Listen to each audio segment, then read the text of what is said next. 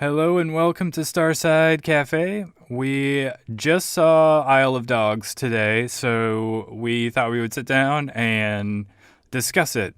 Joining me, as usual, is Aaron Capo. Hello. Hey, and I'm Zach, as usual. This is the second episode of Starside Flicks. Oh, that's right. I forgot. I like that name. Totally forgot that we started naming this segment. I only remembered it because I just made the thumbnail for the video, so I had to title it. Nice.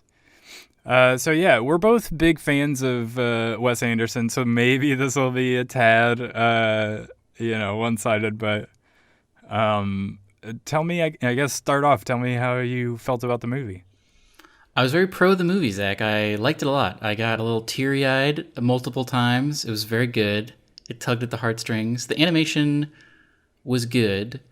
It was, I don't know. I felt like the animation was slightly the thing I didn't like about it because it was definitely very beautiful and the models were very beautiful and all the detail was like, it was very detailed and you could tell that they took a lot of time. I mean, it's a Wes Anderson movie, so already this is probably his dream is being able to control literally everything in frame. Right.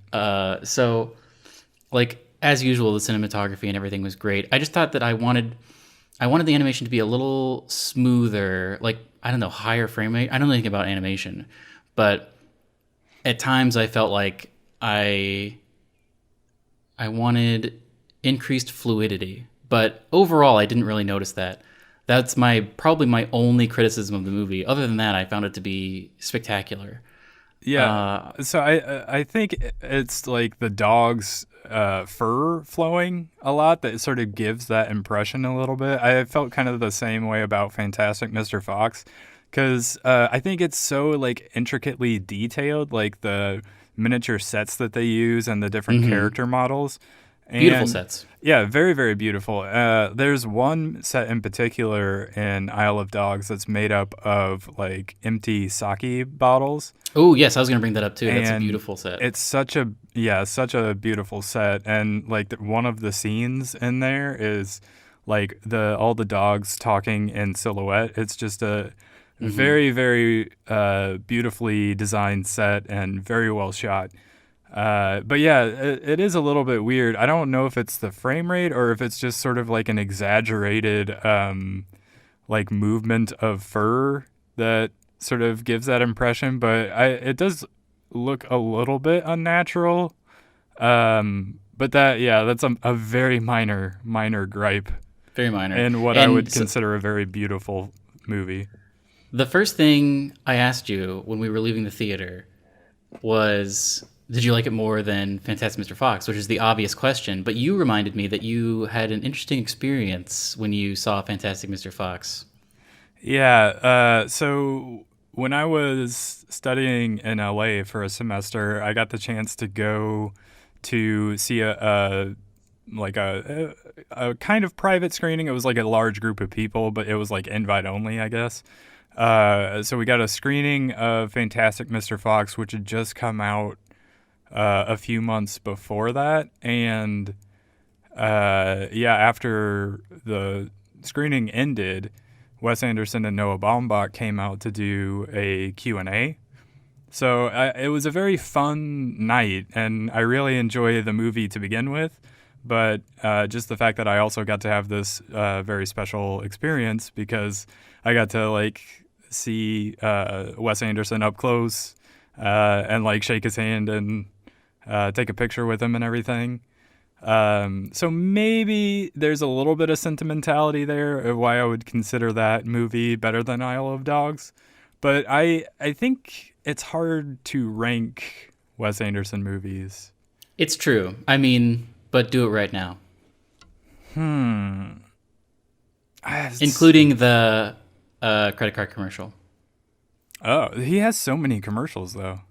Does he? I only know about the credit card one. Oh, there's a ton Oh, of I them. guess there was that Stella Artois one. There was more than that. Oh. He did one for he does some for like fashion outlets as well. Like there was Castello Cavalcante, where Jason Schwartzman was like a race driver, and like that one was a funny one. That's similar to the plot of Neo Yokio. Is it? I've never seen that. Well, you should check it out. They say that Neo Yokio is an anime inspired by Wes Anderson. Do they? Some people have said it is. If Wes Anderson made an anime, that's what it would be. But I have said that it's more like if someone who likes Wes Anderson made an anime, that's what it would be. Okay, like imitation Wes Anderson. Very imitation. I would either put Royal Tenenbaums or Grand Budapest Hotel at the top, and Rushmore would be right after that. Those are the like easy favorites. And then after that, it gets very messy. It's hard to rank them from there. Probably Fantastic Mr. Fox, and then I don't want to do the rest of this. It's too hard. Name where you would put it, I guess. So I have always loved The Life Aquatic, and that is my favorite Wes Anderson movie. Maybe it's for nostalgic reasons, but for whatever reason, that's like when I got my like second edition or whatever generation iPod. It was the first one that had video on it, and I only had Life Aquatic, the movie Hackers, which is the greatest movie ever made, and the Mystery Science Theater for Puma Man on my iPod. So whenever I traveled or whenever I did anything where I had to like hang out, I would either listen to music or I would watch Life Aquatic or Hackers. So I have watched The Life Aquatic a lot of times and just love everything about it. I love the bisected ships that they walk around in. Yep. I like Jeff Goldblum's character. Everything about that movie I love. So I'd say that would be number one. And then Rushmore. And then Royal Tenenbaums. And famously, I have never seen Grand Budapest Hotel. I think I'm saving... Did you ever watch Battlestar Galactica? Yeah. Do you remember how General Adama, or what was he, an admiral? I don't remember. But the old guy, Gaff from Blade Runner. Yeah. He had that book that he was waiting to read until he was sure he was going to die. Oh, so this was the thing. You told me that you were waiting and you were going to watch Grand Budapest Hotel right before whatever his next movie was. Because that was the plan. Because you knew that if you watched that, you would just want more Wes Anderson. So you're like, I'm going to plan it so that I can watch that movie and then go to another movie of his. Very true. Another thing about Grand Budapest Hotel is I was very upset that I had not seen it in theaters. For whatever reason, I couldn't make it to the theater for the long amount of time that it was available. And so my plan has always been to somehow see it in a theater, probably a virtual reality theater if possible. So you could probably do that right now, actually. Yeah, but the fidelity is not good enough yet. Yeah. I need like 4K per eye in order to get like adequate. So maybe when second generation, I guess what I'm saying is the date that I'm going to watch Grand Budapest Hotel is still up in the air. I have offered many, many times to go watch it with you. I have the Blu-ray. Yeah, somehow make you watch this movie, and it still hasn't happened. But it's great. I know, man. It's like that. It's like that book that Adama has. I'm waiting until maybe when they announce that there's a comet that's finally gonna destroy all of us, I'll pop it in. And then you can come over. Is it one of those things where you like put it on your bucket list and now you're like, well, now I have to wait for that day when, they say a little bit. I only built have it up so 24 much. hours.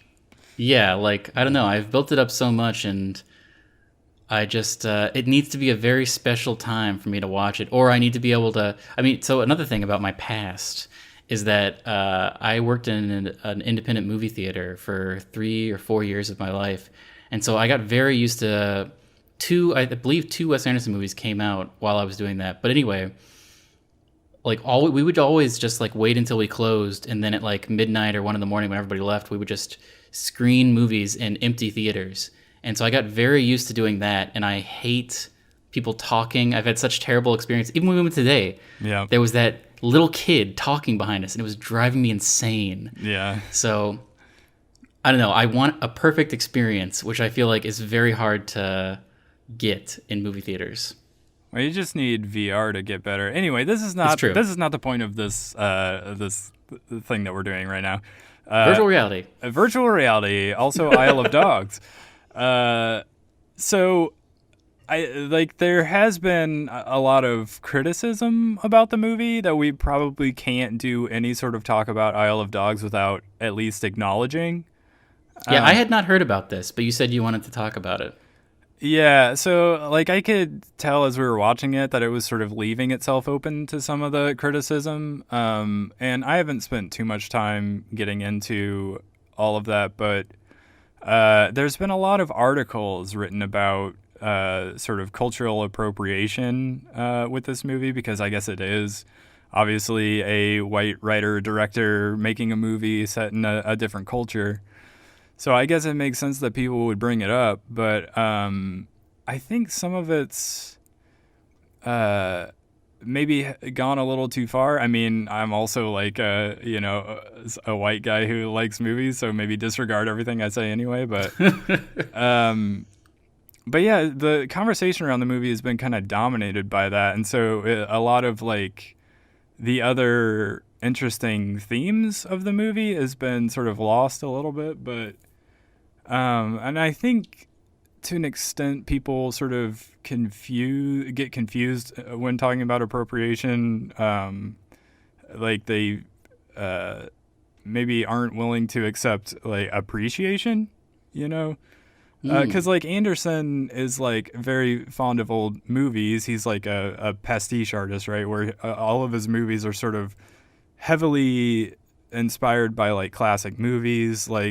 Obviously for Isle of Dogs, he's inspired by Kurosawa and the stop motion animation movies of Rankin Bass in the 1960s or whatever. And so I guess maybe the fact that it's also an animated thing, it's sort of leads to some maybe over the top caricaturing of iconography. Yeah, that first, I think the very first time someone talked, it was the Mayor Kobayashi, and I'm sure the voice actor is Japanese, but yeah, he leaned very heavily into I was like, whoa, this is gonna be very Japanese. Yeah. And I was it made me a little uncomfortable, but then it kind of evened out, and everyone else was normal. I think he was just meant to be very overbearing, but he had a very thick, very stereotypical accent, I felt. Yeah.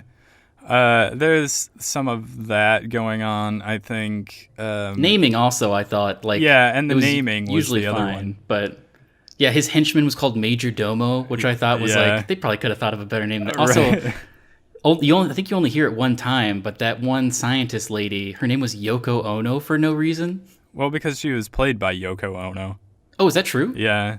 So the voice. Wait, was she playing herself? Yeah, it's confusing. I don't know. That's crazy. Some of the decisions made were a little bit bizarre. I thought that's one of them. It's some of it felt kind of first draft and didn't get changed, maybe. But those are sort of the I guess marks against the movie that people are talking about.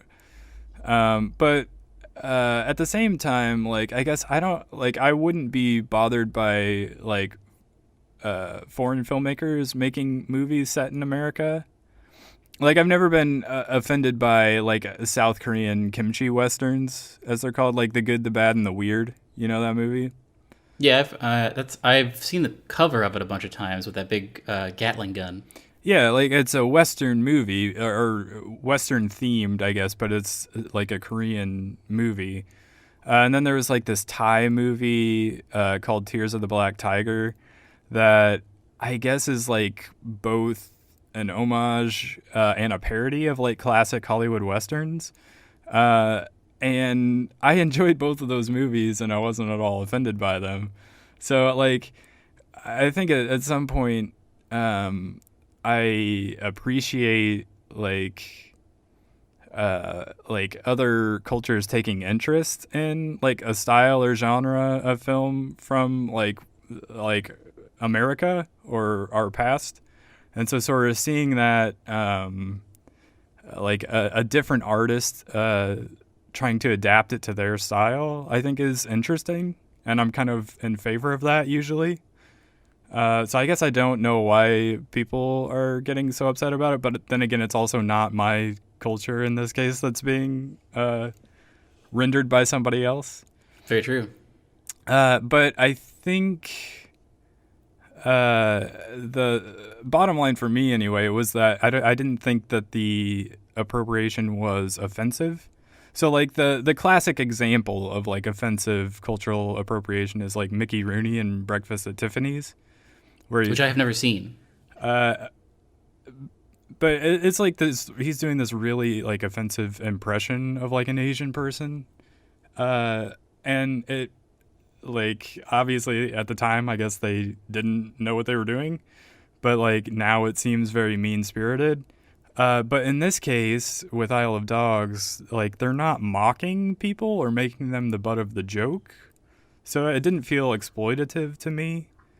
Like the one article that I read that I really kind of agreed with was by Emily Yoshida on Vulture. I wrote down the quote. She said, "At no point do I think that Wes Anderson is suggesting that his 2028 stop-motion version of a fictional city represents anything real or accurate about Japanese culture. It's a look. I mean, you could swap it out for, say, Finland, and not much would change. If I'm playing cultural appropriation cop, I'd file it under benign." And yeah, so I kind of agreed with that take on it. So and so yeah, it didn't really bother me, but I guess I'm not the person that would have been bothered by it, if that makes sense. But anyway, I thought that needed to be mentioned at some point. Duly noted. So how do you feel about the story? Because I guess I have other like minor criticisms. Because again, overall, I really like the movie. And I think it's great. But I did have like a few minor things. I think that Wes Anderson, and I don't know about, obviously, like we already talked about that, I don't know about Grand Budapest Hotel, but I feel like he in general needs for a real downer thing to happen at some point towards the end of the movie.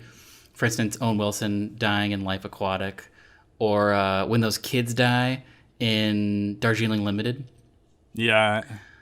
Or just like something that kind of like breaks the flow and everyone's going to just get sad for a while. And so I was very worried initially when I guess we're going to talk about spoilers. So from this point on, maybe we've already done it, but we're going to talk a lot about spoilers. But like when they first time they get to that cage and you see that dog that has just died in the cage, I was like, oh man, this is a real bummer. But then that was a misdirect and everything was fine. And then there was the other misdirect where you thought that he died at the end of the movie and then he was totally fine. Which so, like, I kind of didn't like. I liked that. I like Really? happy endings, Zach.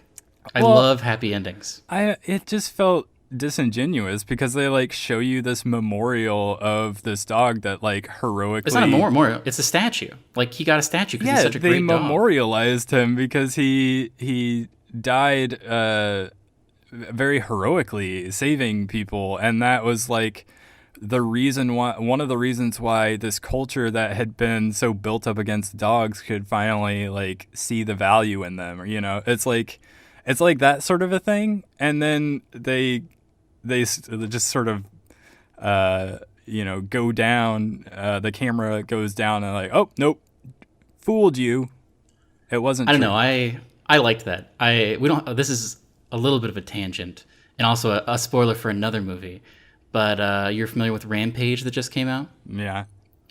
An article came out, I don't know if you saw this, where The Rock was talking about how they wanted to, spoilers for this, so don't listen to this if you want to watch Rampage, but I'm not listening. No, I'm kidding. They wanted to kill the monkey at the end that is his best friend. And The Rock is like, no, if you're going to do that, find another actor. And he basically wouldn't let them kill the monkey in the end because he says he has developed this trust with audiences because when they go to his movies, they want to have a good time. They want a happy ending. And he's developed a brand of being very positive and having feel good movies. And I love The Rock. And I wish that more movies, I feel like movies just like to be important need to have like a sad downer ending, but I don't want that. I don't think I it's a want happy all the downer. time. Well, I don't think it's a downer. I know you like hate anything that's like a little bit of a downer, and like It's true. you want the, but like what would I guess what would you say the Rock has in common with a Wes Anderson movie? Because They're both auteurs. okay, one's an actor, but Well, I don't know, man. He's very passionate about his work and he really gets in. I think he's had some writing credits in some of the movies he's worked on. yeah. Well, anyway, like I am not opposed to like characters dying in a movie because like there needs to be some sort of like emotional weight to things as well. Zach, I don't need a happy ending every time, is what I'm saying. can you imagine a collaboration between The Rock and Wes Anderson?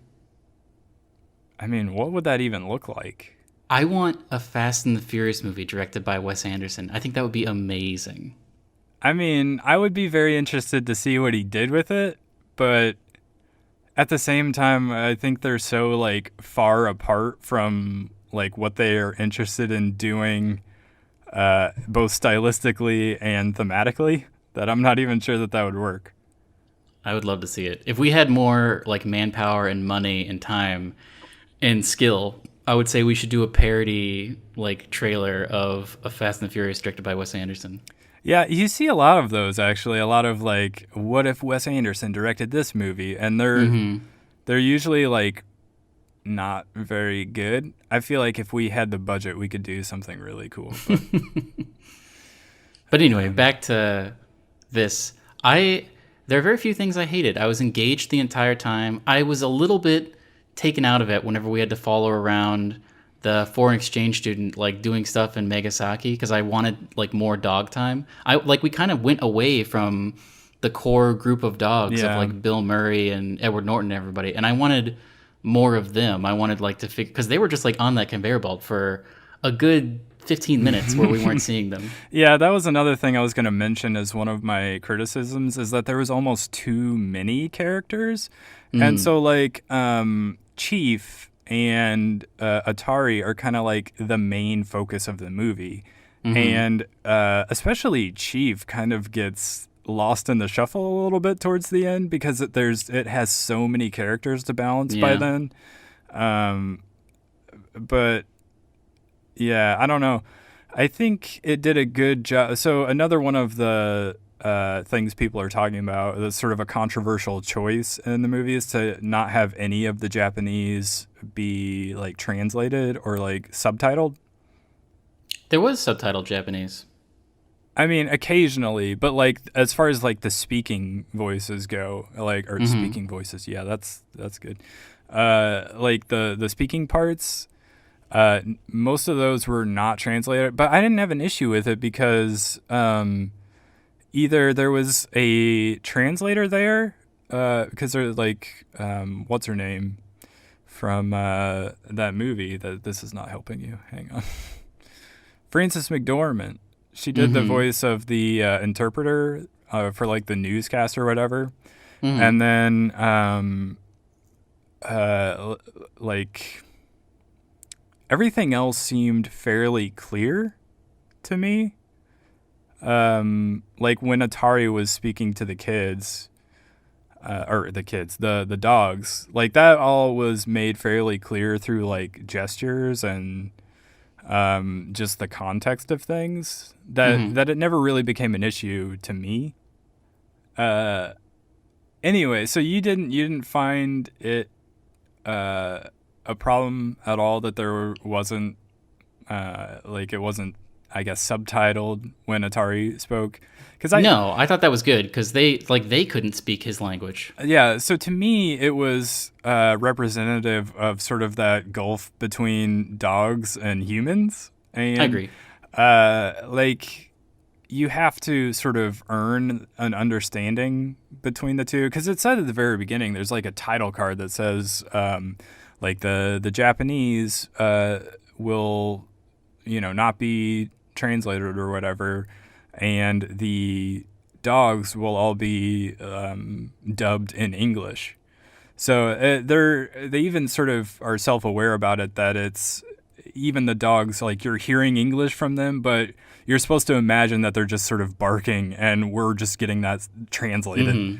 And so there's also that moment where towards the end, as they're like transferring, I guess, ownership between the dogs, like Atari and the two dogs, and he like passes that earpiece to him, and then he sort of receives that that understanding where they can sort of understand each other as they're talking. There's like that translation. So I thought that was a nice moment where there is that, and it is kind of one of those emotional moments that you talked about where you well up a little bit, because I had plenty of those in this. Yeah, so I thought that one was probably the one that maybe touched me the most. I would say of all Wes Anderson movies I've seen, this is the movie where I got teary-eyed the most times. I can see that. I don't know that I get teary-eyed a ton in Wes Anderson movies, but... You don't really. But this one, at least that one moment, I thought was really good. I found there were a bunch of moments like that. Well, so the other thing is, maybe this is a mark against the fact that they don't translate Atari at all. But because you don't really hear from him ever, or what he's like thinking and feeling at any given time, it sort of feels like they're like they kind of needed to, because that's sort of the point. But they're also in doing that, they're also kind of keeping him at arm's length a little bit, which I thought made it a little bit harder to be invested in some of the emotional moments involving him. But yeah, I could see that. But I think most of them worked anyway. I would be interested to watch this movie again with Japanese subtitles, if possible. I'm sure maybe when it comes out on Blu-ray, there will be an option to do that. Maybe, yeah. I'd be interested to see if any of that makes a difference. The other bizarre choice that needs mentioning is people have taken or had an issue with the foreign exchange student, like the role of that character in this movie. Who is she voiced by? Greta Gerwig, I believe. I don't know that I've seen her in anything. I like Greta Gerwig quite a bit. I like her. She just directed something everybody likes, right? Yeah. Bird. What's that? Oh, she directed Lady Bird? Yeah, Lady Bird. She got I didn't know that. Nominated for an Oscar. First. That's crazy. And was that her directorial debut? Might have been. I'm not sure. She may have directed something else. I know she's been in a lot of Noah Baumbach movies. Like she was in Frances Ha, and did not see that. I don't know. I like her a lot. I've liked her in everything I've seen her in. Do you know what I don't like about Noah Baumbach movies, Zach? They're not happy all the time. Yes, exactly. It's like if you took a Wes Anderson movie and really cranked up the misery. Yeah, sometimes it's a bit too much for me. I'm fine with it sometimes, but I'll agree Noah Baumbach tends to be a little too morose for my taste some of the time. But I don't know. I can enjoy some of his movies, but some of them are too much.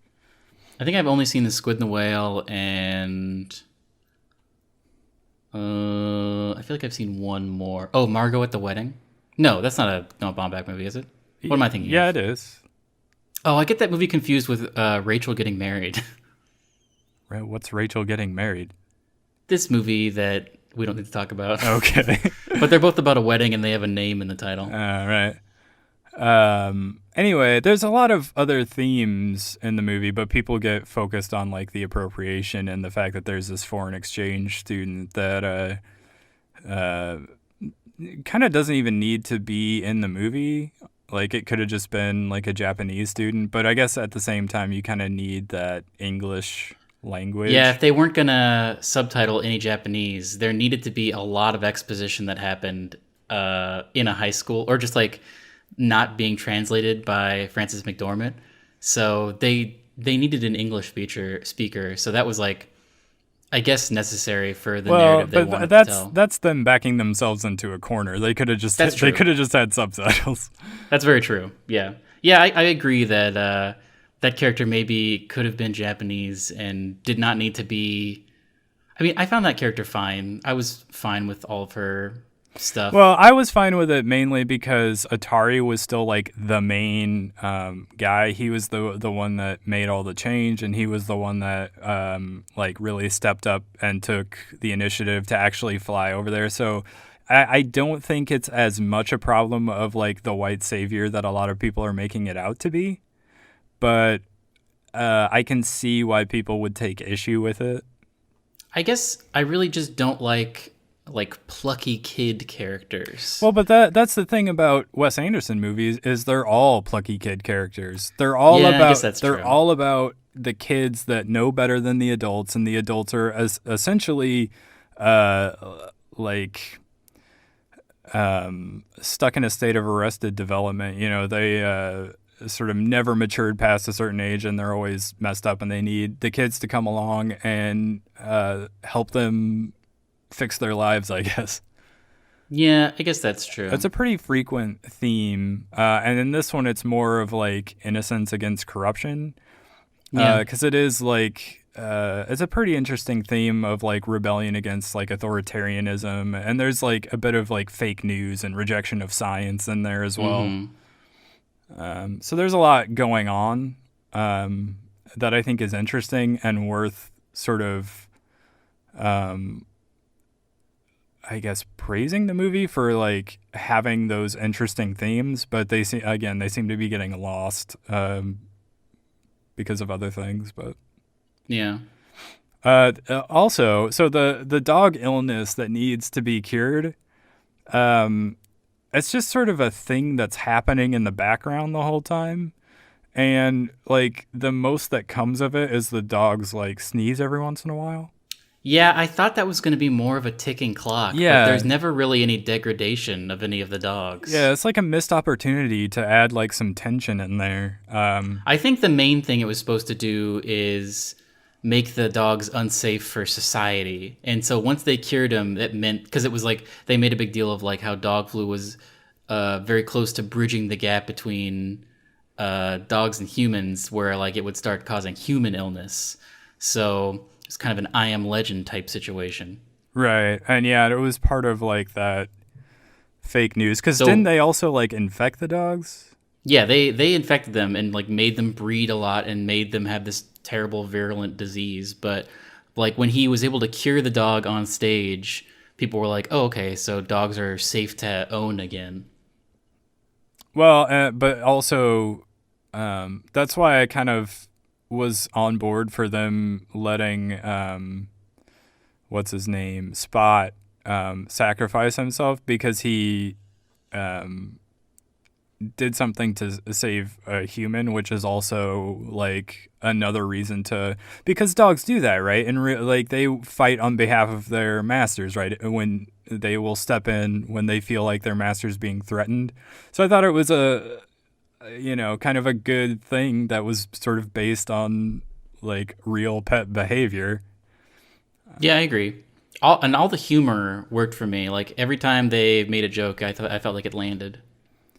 Yeah, I did as well. And I laughed at the movie, and I didn't find that there were obvious moments where it wanted us to laugh and it didn't work.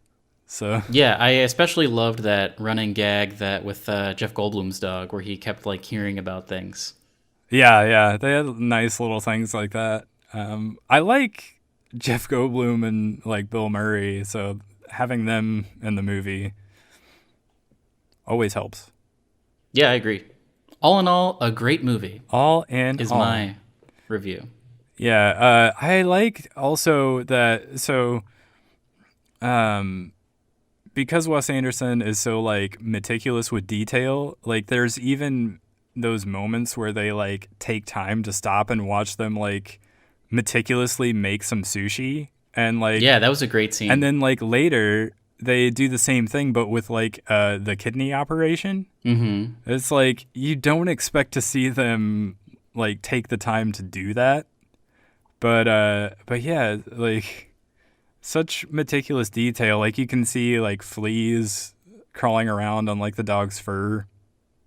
I thought it was, uh, if possible, uh, animation wise, even better than Fantastic Mr. Fox.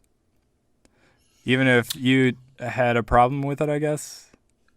Um, yeah, I would agree with that. I am trying to think of. I feel like I didn't have this problem with Fantastic Mr. Fox, and I feel like maybe like they what is the word intentionally did go for more of like a lo-fi, like whenever like there was a big use of cotton to replace smoke and like Yeah, mist and steam. So they did go for like a kind of a lo-fi animation, which worked and I thought was a good choice. But I don't remember. I feel like I remember Fantastic Mr. Fox being a cleaner production. I feel like they did that a lot in Fantastic Mr. Maybe Fox they as did. well. I have not seen that for years. Maybe it wasn't as much because they like every time a dog gets into a fight, it just becomes that really cartoony like cloud of dust, and like every now and then you'll see a limb pop out. I liked that. Yeah, which I think is fun. Yeah, they do it a lot in this movie, so you do maybe notice it a bit more than maybe in Fantastic Mr. Fox. Um, but yeah, I also liked that whenever like you're actually seeing the TV, because there's always seems to be this like television production going on, and so every Yes. time you watch like a TV news report, it's like in actual like hand drawn animation rather than like stop motion. Yeah, that was a nice touch. Yeah, I thought it was a nice little touch they did. Otherwise, Closing thoughts? I enjoyed it. Had a few minor criticisms, but overall, I really enjoyed it, and I would definitely watch it again. Your Not my favorite Wes Anderson movie, but I still liked it a lot. your favorite movie of 2018 so far? Probably. I don't think I've seen that many movies this year, actually. Sadly, where Annihilation. I didn't get to see it. I want to see that movie, but I didn't get to. Oh, I've been very busy. you have been very busy. I did see Ready Player One. I would definitely put this movie above that one. Where do you rank it? I guess what have you seen? I feel like I have seen more than Ready Player One and Annihilation, but I am blanking on what else that I've seen. I would say it probably is my number one movie of 2018 right now. But of course, next week is Infinity War. Yes, I'm very much looking forward to that. That'll be our next Starside flicks, I would imagine. Probably, yeah. I mean, I wouldn't even mind going to see Rampage and talking about that, but Yeah, I would love that. I feel like there was another movie that came out fairly recently that I wanted to see that I haven't gotten around to yet, but anyway, for sure we should do Rampage and Avengers. Yeah, we will. We should indeed. Anyway, what are your closing thoughts, or have you already given them? It was great, and I loved it, and I laughed, and I cried, and it is not my least favorite Wes Anderson movie. It is maybe in my top 5. It's not my least favorite Wes Anderson movie either. Just not my favorite either. Mm-hmm. Anyway, Fair. take us out. Well, you've been listening to Starside Flicks, and if you'd like to like, comment, and subscribe, and we have a Twitter and a Instagram that you can also follow, and that's our brand. If there's I don't know. other movies you want us to talk about, maybe we can do that as well. Please do. I mean, we've been doing blind spotting for so long Maybe we do that with movies as well. Because have you ever seen Hackers? I have not. Zach, that's my favorite movie. I would love to start a films blind spotting series. We'll have to come up with a pun, maybe. We'll think about it. Offcast. We will come up with it now. We won't stop recording until we do. No, we can stop. That's fine. Anyway, yeah, thank you for joining us. Go see Isle of Dogs. Yes, please do. Goodbye. Goodbye.